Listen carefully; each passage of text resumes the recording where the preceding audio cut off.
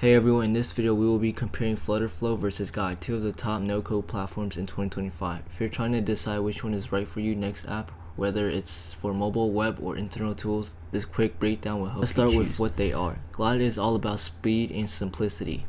It turns spreadsheet like Google Sheets or Excel into real usable apps, great for internal tools, CRMs, directories, and quick prototypes. FlutterFlow, on the other hand, is built for more powerful, design-heavy native mobile apps. It uses Google's Flutter framework under the hood, so you get real native performance. Glide is super beginner-friendly. You can build an app in minutes without ever touching code. Just upload your data, drag and drop some components, and hit publish.